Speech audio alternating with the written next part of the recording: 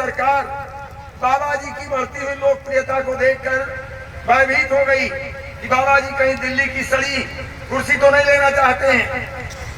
तो उसने यानी 25 जून को 12 बजे रात में सन 75 में आपातकाल की घोषणा कर दिया और देश में जितने नेता लीडर जो भी उस सरकार के खिलाफ थे, साधु महात्मा, सबको रातों रात छापे डालकर जेलों में ले जाकर ठूस दिया। 29 जून को गुरु महाराज के कृष्णानगर आश्रम पर मथुरा के एसपी आए। उन्होंने बाबा जी से कहा कि आपको डीएम साहब ने बुलाया है। तो बाबा जी ने कहा कि मैं तो 3 दिनों से आपका इंतजार कर रहा हूं, आपने बहुत देर कर दिया। ठीक है, आश्रम के लोगों को, जिम्मेदार लोगों को बुलाकर कहा कि मुझको वापस आने में देर लग सकती है, आप लोग आश्रम की देखरेख करना। गुरु महाराज उनके साथ चले गए। वहां जब गए तो कहा साहब किस लिए याद किया? उन्होंने कहा बाबा जी आपके खिलाफ वारंट है, आपको जेल जाना है। गुरु महाराज ने कहा बच्चों हमारा अपराध क्या है? तो बताया कि बाबा जी आप मथुरा रेलवे जंक्शन पर रेल की पटरी उखाड़ रहे थे और इंजन लेकर भागे जा रहे थे। गुरु महाराज ने कहा कि सरकार का ये तोहफा सिरमा थे और गुरु महाराज को लाकर आपके आगरा, इसी आगरा की जेल में 29 जून सन 75 को यहीं पर बंद कर दिया गया। कुछ दिन आगरा में रहे। उसके बाद किसी कारणवश आगरा की जेल टूटने लगी तो बाबा जी को यहाँ से ले जाकर बरेली सेंट्रल जेल में बंद किया गया, मीसा लगा दिया गया।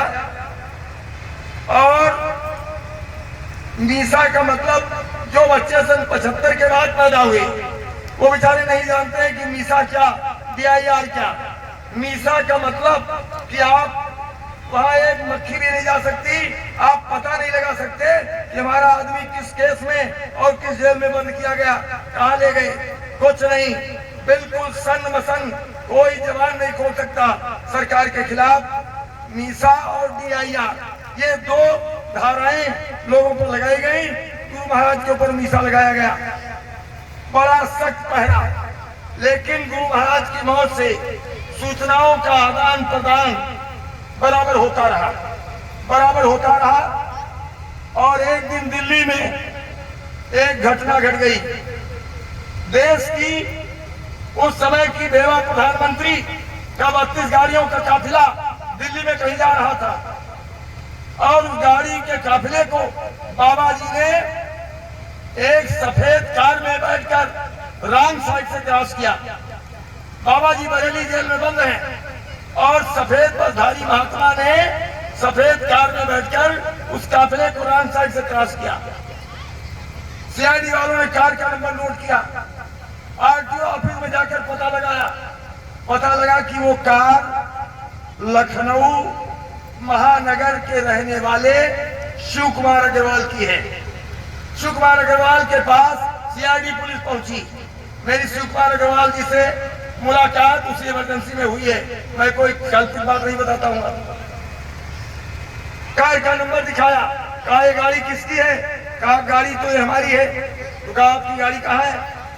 कहा कि ये गाड़ी मैंने अपने गुरु महाराज को धर्म प्रचार करने के लिए दान में दे दिया।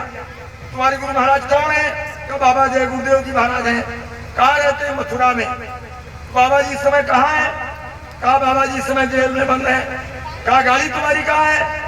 कहा गाड़ी हमारी मथुरा के डीएम ने सीज कर रखा है। तो लोगों ने कहा तुम झूठ बोलते हो। कहा क्यों? कहा इसी नंबर की कार में, ज्यादा दिन की बात है, मैं तारीख भी आता भूल गया, तारीख और समय सब याद था। कहा इसी नंबर की कार में फला तारीख को इतने बजकर इतने मिनट पर प्रधानमंत्री इंदिरा गांधी के 32 गाड़ियों के काफिले को रॉन्ग साइड से एक सफेद बसधारी महात्मा ने दिल्ली में क्रॉस किया है और वहीं पर ये नंबर नोट किया गया है। तो अग्रवाल साहब ने कहा कि नहीं साहब, बाबा जी जेल में बंद है और गाड़ी सीज है। उन्होंने बार बार उन लोगों ने जिद किया। तो अग्रवाल साहब ने कहा कि आप लोग हमको लिखकर दे दीजिए कि इस नंबर की गाड़ी में कोई महात्मा घूम रहा है तो मैं मथुरा के डीएम के खिलाफ कोर्ट में मुकदमा दायर कर दूं कि हमारी गाड़ी सीज करने के बाद वो किराए पर चलवा रहा है। तो उन्होंने कहा ये हम लिखकर कैसे दे सकते हैं? तो कहा जब ये लिखकर आप नहीं दे सकते हो तो या तो आप लोग पागल हो या हम पागल हैं। हम कहते हैं बाबा जी बंद है, गाड़ी सीज है, और आप कहते हो बाबा जी इसी गाड़ी में घूम रहे।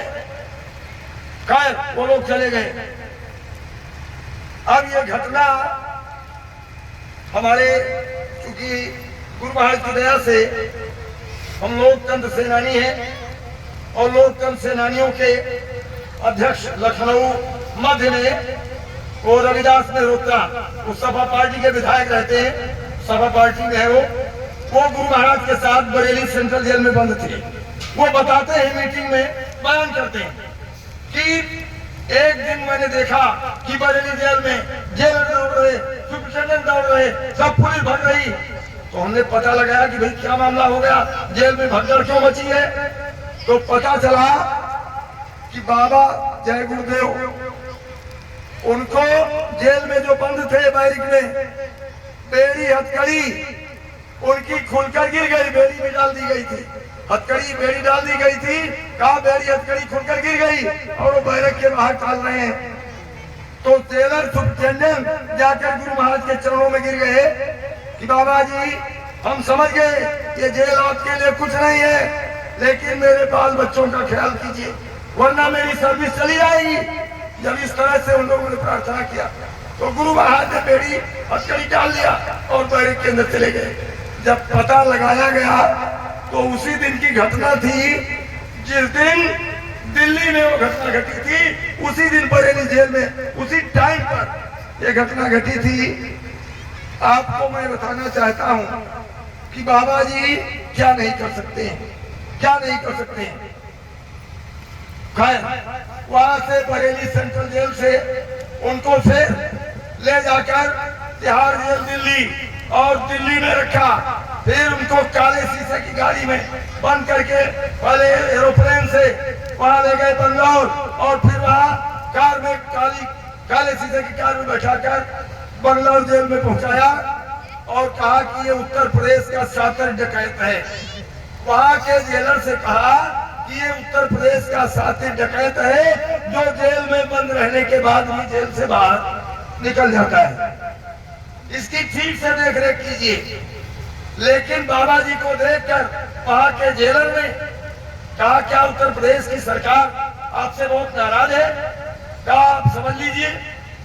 तो उन्होंने कहा मुझको तो आपसे कोई परेशानी नहीं है, डंडा बेड़ी पड़ी थी, बेड़ी डलवाया। उस समय के मुख्यमंत्री को प्रधानमंत्री ने आदेश दिया, उत्तर प्रदेश के मुख्यमंत्री ने स्पेशल ऑर्डर देकर 4-4 किलो की डंडा बेड़ी डलवाया। और 21 अक्टूबर सन 76 को जब सारा देश दीपावली मना रहा था और मिठाइयां खा रहा था, खिला रहा था, तब गुरु महाराज के चरणों में बेड़ियां डाली जा रही थी। 21 अक्टूबर दीपावली के दिन बेड़ियां डाल दी गई और उनको बेड़ियां ही नहीं डाला गया, उनके दोनों हाथों को ऐसे लोहे के पट्टे से कसकर बांध दिया गया कि हाथ न हिला सके। जेल में फांसी देने की पूरी योजना बनाई गई। जज आया, गवाह आया और बैठा, बाबा जी बुला कर लाए गए और जज ने गवाह से पूछा कि तुम इनको जानते हो? तो गवाह ने कहा कि मैंने तो इनको कभी देखा नहीं, मैं तो इनको नहीं जानता हूं। तो जज उठकर चला गया कि जब गवाह जानता ही नहीं तो हम क्या करें, वरना फांसी देने की भी पूरी योजना जेल के अंदर बनाई गई। खैर गुरु महाराज ने कह रखा था कि सन 76 के अंत तक ये सरकार समाप्त हो जाएगी और प्रधानमंत्री का चमकता हुआ सितारा डूब जाएगा, ये उनकी भविष्यवाणी थी। क्योंकि प्रधानमंत्री नसबंदी, जबरदस्ती, गिरफ्तार, गौहत्या और शराब, ये जबरदस्ती सब देश की जनता को पिला रही थी और काम करवा रहे थे। बाबा जी इसका विरोध कर रहे थे। उन्होंने मंच से नारा लगवाते कि सुख धर्म कर्म लाना है, हिजड़ों का राज हटाना है, ये व्यभिचारी पापाचारी गौ माता की गर्दन मारी, माँ बहनों की जन्म बिगाड़ी, इन पापियों से देश बचाना है, हिजड़ों का राज हटाना है। ये गुरु महाराज मंच से बोलते थे। गुरु महाराज ने तो कही रखा था अब बाबा जी जब जेल के अंदर थे, प्रेमी ने पत्र लिखा कि गुरु अंदर रहे और शिष्य बाहर रहे, ये बर्दाश्त नहीं हो रहा है, या तो बाबा जी आप बाहर आइए या हम लोगों को अंदर आने का आदेश दीजिए। तो गुरु महाराज ने शुरुआत में लिखा कि सत्संगियों की गृहस्थियां भी कच्ची है, 2-3 महीने से ज्यादा रुकने में परेशानी हो जाएगी। अभी पहाड़ी चूहों की तरह से छिप कर रहो, गांव गांव में घुस जाओ, नसबंदी, गिरफ्तार, तो हत्या और शराब के खिलाफ जनता को जगाओ, जब समय नजदीक आ जाएगा तब बताऊंगा।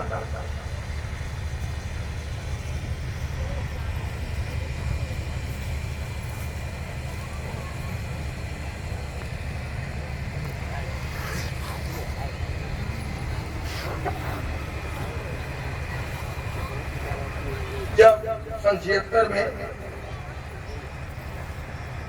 महीना आ गया नवंबर का, तब गुरु महाराज ने पत्र लिखा। एक पत्र उन्होंने लिखा, पहले हम लोग सब बिल्कुल निराश थे, जैसे इस समय आप निराश हो, अब बात समझिए हम आप सभी निराश हैं, ऐसे हम लोग निराश हो गए कि जब गुरु महाराज ही जेल चले गए तो अब क्या होगा, कुछ नहीं। तो गुरु महाराज ने एक पत्र लिखा, बड़े ध्यान से आप सुने। पत्र में पहले 3 दोहे लिखे। पहला दोहा लिखा था कि संत वचन पलटे नहीं और पलट जाए ब्रह्मांड। ये ब्रह्मांड पलट सकता है लेकिन संत के वचन पलट नहीं सकते हैं। इसको हर गुरु भाई गुरु बहन अपने दिल दिमाग में बिल्कुल मजबूती के साथ रखिए।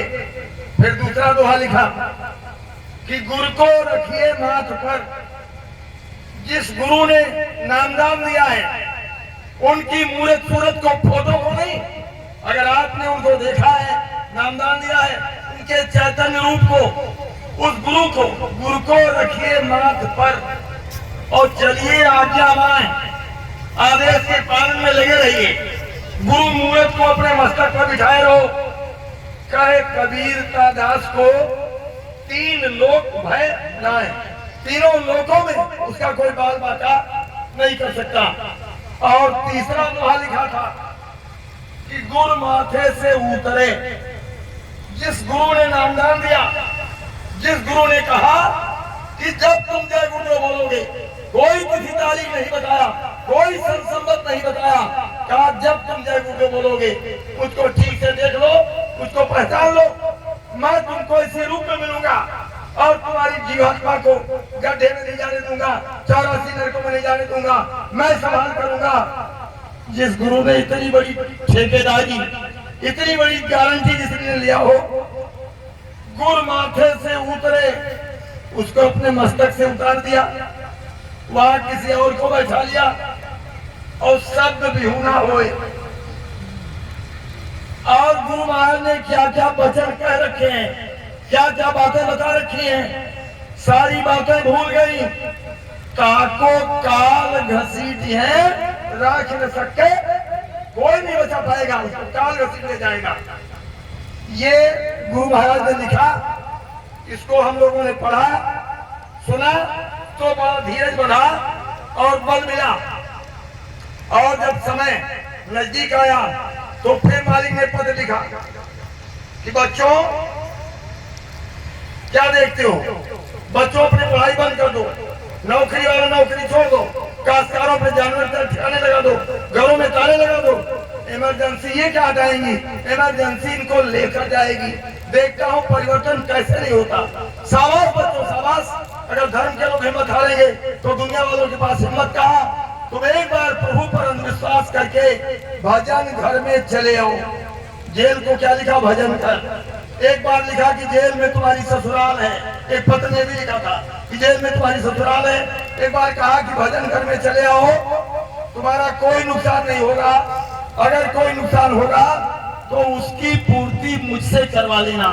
ऐसा पत्र जब मालिक का आया तो देश में निकल पड़े प्रेमी, तमाम माताएं बहनें 4-4, 6-6 दिन के बच्चों को गोद में लेकर निकल पड़ी। तमाम बहनों माताओं को बच्चे जेल में पैदा हुए, हिंदुस्तान की सारी जेलें भर गई। 30,000 आदमी तो केवल उत्तर प्रदेश में सब चले गए जेलों में और बिल्कुल सरकार थर्रा गई। ये दृश्य देख करके ये घटना सब दिसंबर में हुई और सरकार मजबूर हो गई। 18 जनवरी को लोकसभा भंग हो गई, चुनाव घोषित हो गया। बाबा जी को फिर बंगलौर से बिहार जेल दिल्ली लाया गया और जैसा राठौर साहब ने बताया बड़े बड़े उनके गुरु और उपराज्यपाल और कौन कौन लोग जेल में गए और बाबा जी से कहा कि बाबा जी सरकार आपको छोड़ना चाहती है। तो कहा बच्चों हमको क्या करना है? कहा आपको कुछ नहीं करना है, आप ये कागज है इसको पढ़ लीजिए, इस पर साइन बना दीजिए। सरकार आपको 2 करोड़ रुपया, सन 76 में 2 करोड़, इस समय तो 2 खरब हो जाएगा, और 1 हेलीकॉप्टर, आश्रम की सारी जमीन और देश में जहां जहां आप चाहें उतनी जमीन आश्रम के लिए ये सब आपको दे देगी। आप इस पर दस्तखत कर दीजिए। गुरु महाराज ने कहा कि बच्चों जब जल्दी जल्दी में मैं आश्रम से चला तो मेरा चश्मा वही छूट गया, हम इसको पढ़ नहीं पाएंगे, जरा पढ़कर सुना दीजिए इसमें क्या लिखा है। तो लोगों ने पढ़कर सुनाया, ये सरकार बहुत अच्छी है, इमरजेंसी लगाया बहुत अच्छा किया, आगे चुनाव आ रहा है, इसी सरकार के आदमी जीतेंगे, देश की सब जनता इसी सरकार के प्रत्याशियों को अपना मतदान दे दे, ऐसा कहा बस इस पर दस्तखत कर दीजिए। तो गुरु महाराज ने कहा बच्चों मैं तो एक आदमी हूँ, मैं वो अनामी महाप्रभु कहते हैं कि मैं तो एक आदमी हूँ, मैं एक इंसान हूँ, मैं झूठ बोल सकता हूँ, लेकिन हिंदुस्तान की दीवारें झूठ नहीं बोल सकती हैं। हमारे बच्चे बच्चियों ने सब दीवारों पर लिख दिया है कि 76 तक ये सरकार खत्म हो जाएगी, प्रधानमंत्री का चमकता हुआ तारा डूब जाएगा, उसको मिटाने कौन जाएगा पूरे हिंदुस्तान में। तो उन लोगों ने कहा बाबा जी अगर दस्तखत नहीं करोगे तो सरकार अभी 3 साल तक जेल में रखेगी।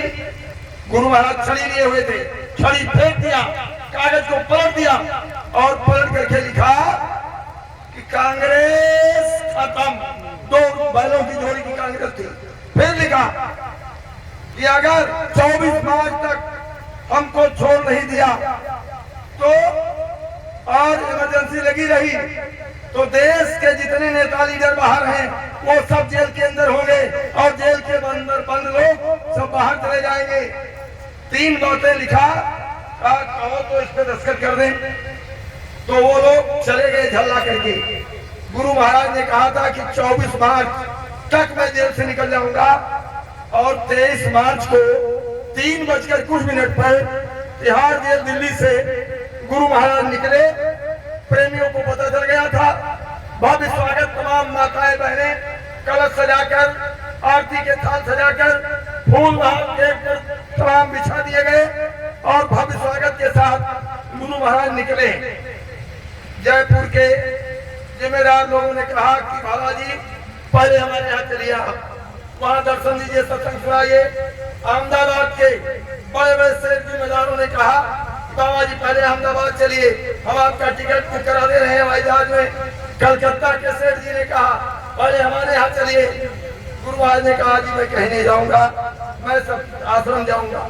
गुरु महाराज आश्रम गए और कहा कि अगर मैं हिंदुस्तान में कहीं सबसे पहले जाऊंगा तो बाराबंकी जाऊंगा। 3 अप्रैल सन 77 को 23 मार्च को मालिक निकले और 3 अप्रैल सन 77 को बाराबंकी 11 बजे पहुंच गए। क्यों गए? अपनी तुच्छ बुद्धि से मैं बताता हूँ, बाकी तो गुरु महाराज जाने।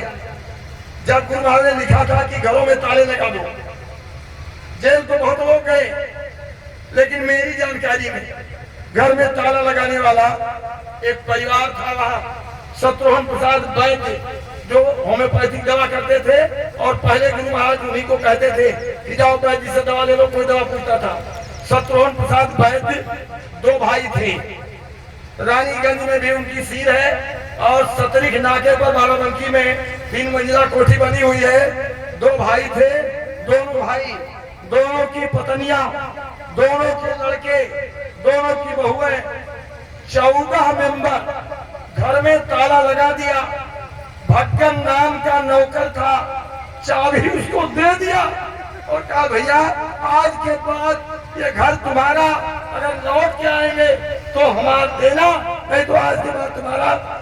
और ताला लगाकर 14 नंबर सब चले गए जेल में। ऐसी स्थिति में गुरु महाराज वैद्य जी के घर पर 3 अप्रैल को 11 बजे गए, वहां पर रहे, भोजन विश्राम किया और 5 बजे से लखपेड़ा बाग में अपना संदेश दिया और बेड़ी का फोटो वही मंच से दिखाया कि बच्चों देखो मैं इस तरह से जेल के अंदर में रहा, ये कैसे बाहर आया ये मैं क्यों बताऊं। वहां कैसे फोटो बना, ये सब गुरु महाराज की बड़ी लीला रही।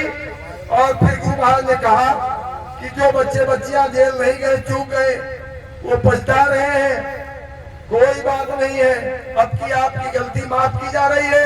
अगर दोबारा कभी ऐसा कोई मौका आ जाए तो मत चूकना, दोबारा तुम्हारी गलती माफ नहीं की जाएगी, ये कहा गुरु महाराज ने। प्रेमी भाई बहनों, वो मुक्ति दिवस का पर्व है हमारा। तभी आदेश हुआ कि 23 मार्च को प्रातः काल 6 बजे से 8 बजे के अंदर नहा धो करके प्रार्थना करके झंडा लहराना है। वैसे क्षमा कीजिएगा, झंडे विभिन्न नाप के बनते हैं। अभी राठौर साहब ने बताया कि 1 जनवरी सन 1973 को पहली बार मकान पर झंडा लहराने का गुरु महाराज का आदेश हुआ था। उस झंडे की नाप गुरु महाराज ने बताया था 2 फीट लंबा, 2 फीट चौड़ा वर्गाकार झंडा और सफेद कपड़ा और लाल पेंट से रंग से जय गुरु लिखा हुआ। ये गुरु महाराज के द्वारा लहराने वाला बताया गया झंडा है। जो प्रचार में झंडा चलता है, सन 72 या 73 में गोरखपुर में गुरु महाराज ने रैली निकलवाया। तिकोनी लंबी टोपी लगती थी और मालिक ने आदेश दिया कि 1 फीट का झंडा और 4 फीट का डंडा, ये सब हमारे संदेश में लिखा हुआ है, मैं कोई अपनी तरफ से नहीं बताता हूँ। 1 फीट का झंडा और 4 फीट का डंडा और सबके सिर पर टोपी रहेगी, और जिसके हाथ में झंडा और टोपी नहीं रहेगा उसको सुबह लाइन से निकाल दिया जाएगा। यह गुरु महाराज के बताने के अनुसार है। प्रेमी भाई बहनों, मुक्ति दिवस 1 हफ्ते का सप्ताह है। और जैसा कि राठौर साहब ने बताया कि हमारा आपका ये होली दिवाली भगवान राम कब आए थे? अरे 9 लाख वर्ष पहले मैंने सुना है कि अयोध्या में आए थे और 14 वर्षों के बाद वनवास झेल कर वापस आए थे। उनकी यादगार में अयोध्या सजाई गई थी। आज दीपावली के दिन भारत और विश्व में जहाँ हिंदू धर्म के मानने वाले लोग हैं वहाँ पूरी तैयारियां होती हैं। कितना स्वागत सम्मान सब करते हैं, घरों की सफाई, लिपाई पुताई, गेट फाटक, दीपक जलाना, बिजली बत्ती लगाना, ये सब होता है। लोगों ने भगवान राम को देखा नहीं है, केवल किताब में पढ़ते हैं और सुनते हैं, लेकिन विश्वास है। हमने आपने गुरु महाराज को देखा है, हमारे गुरु महाराज के पास थे, गुरु महाराज के साथ हैं, गुरु महाराज के साथ रहेंगे, गुरु महाराज के साथ जाएंगे। लेकिन बहुत से प्रेमी इस पर्व का महत्व नहीं लगाते। अगर कोई जिम्मेदार झंडा दे गया तो लगा दिए, नहीं दे गया तो कोई बात नहीं। आप इसको पर्व के रूप में मनाइए। आप आदेश है पूरी प्रभात फेरी निकाली जाए और घर घर झंडारोहण अपने अपने गांव में, अपने मोहल्ले में करवाया जाए, प्रार्थनाएं हों और 3 बजे तक व्रत रहना, क्योंकि 3:00 पर मालिक निकले थे, इसलिए 3 बजे तक सबको व्रत करना रहता है। दिन भर झांकी सजाकर प्रार्थनाएं हो, साधन भजन हो, गुरु महाराज के संदेश पढ़े हो, सुने जाए और 3 बजे आरती हो, प्रसाद वितरण हो, भोग लगे और शाम को फिर अच्छे अच्छे व्यंजन बने कि बच्चों को याद रहे। कोई आदमी होली दिवाली भूलता है? नहीं भूलता। बच्चों को याद रहता दिवाली आ गई, होली आ गई, क्यों? उस दिन बढ़िया बढ़िया सब कचौड़ी पकौड़ी और खुरमा और गुजिया और सब बनता है, तो बच्चों को याद रहता है। हम इसको पर्व का रूप देते नहीं, हम खुद ही भूल जाते हैं, बच्चे कैसे याद रखें? इसलिए पर्व का रूप देना है। और फिर 30 तारीख के बराबर फेरियां निकले। शाकाहारी का प्रचार होता रहे। आज यहाँ सत्संग, कल वहाँ सत्संग, ये बराबर ये मुक्ति दिवस का सप्ताह, ये हमको आपको मनाना है। और बड़े शुभ घड़ी पर आज आपका एक कार्यक्रम है।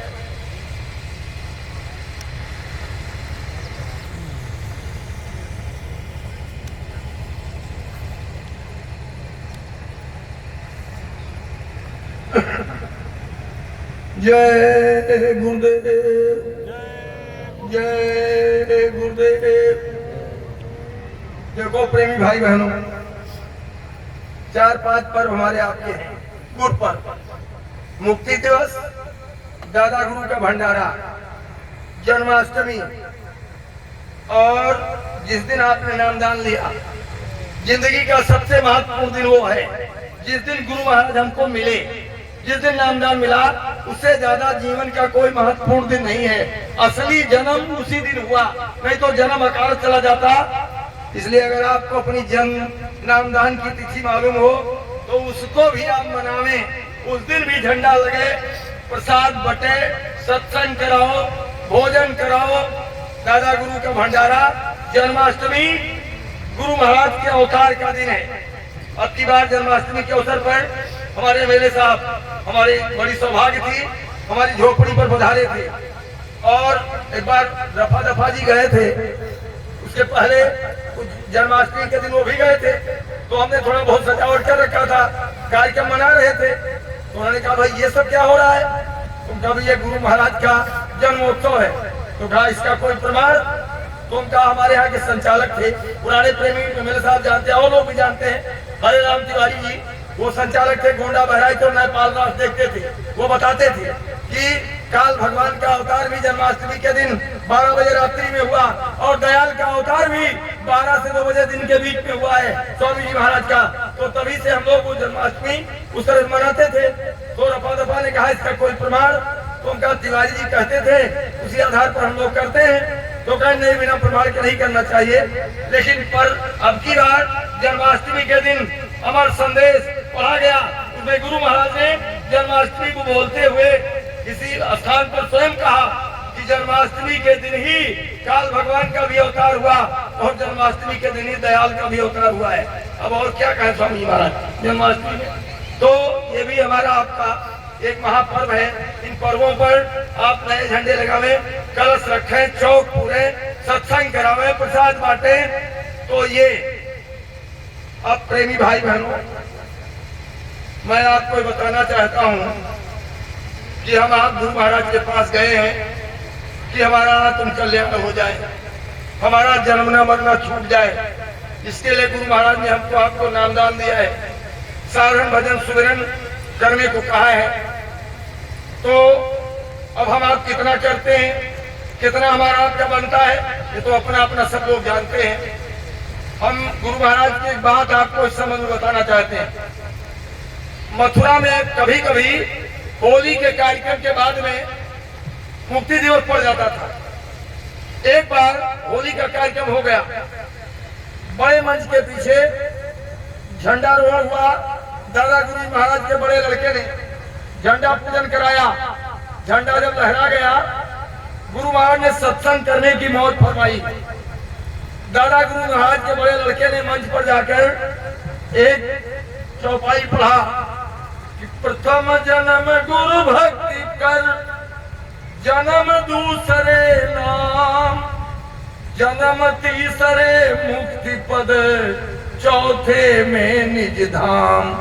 यानी सतगुरु मिलने के बाद 4 जन्म लगता है। 4 जन्म में अपने घर जीवात्मा पहुंचेगी। जैसे इसको पढ़ा, स्वामी जी महाराज ने कहा जी इसको बंद करो, ये उनके लिए है जिनके समय महापुरुष नहीं थे। आओ बच्चों, मैं तो तुम्हारे सामने मौजूद हूँ। अगर तुम मेरी 2 बातें मान लोगे, 2 बातें, मैं तुम्हारा 4 जन्म का काम इसी जन्म में पूरा कर दूंगा। दोनों बातें बताया। पहली बात बताया कि तुम मेरे आदेशों का पालन करते चलो, और दूसरी बात बताया कि तुम मुझसे प्रेम कर लो। 2 बातें। अब दोनों बातों के थोड़ा विस्तार में आ जाइए। मालिक ने 52 से और 2012 तक कितना आदेश दिया, सब आदेश हम लोग नहीं जानते हैं। हमेशा हम लोग नहीं रहे, नहीं पालन किए। कुछ आदेश तो कुछ समय के लिए थे, जैसे 74 में कहा कि सभी नए पुराने हारे जीते, एमएलए एमपी अपनी मतदान झाड़ू से निकाल कर बाहर करो।